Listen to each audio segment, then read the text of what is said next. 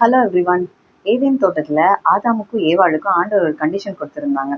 நடுவில் இருக்கிற அந்த நன்மை தீமை அறியத்தக்க மரத்துல இருக்கிற பழத்தை மாத்திரம் நீங்க சாப்பிடாதீங்க, அதை சாப்பிட்ற நாள்ல நீங்க சாகவே சாவீங்க, செத்து போயிருவீங்க அப்படின்னு சொல்லிட்டு.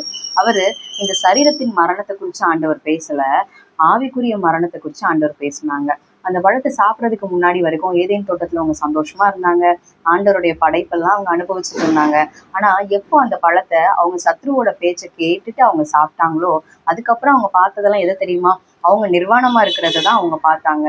அவங்க அவங்க வந்து ஒளிஞ்சு கொள்றது எப்படின்னு பார்த்தாங்க.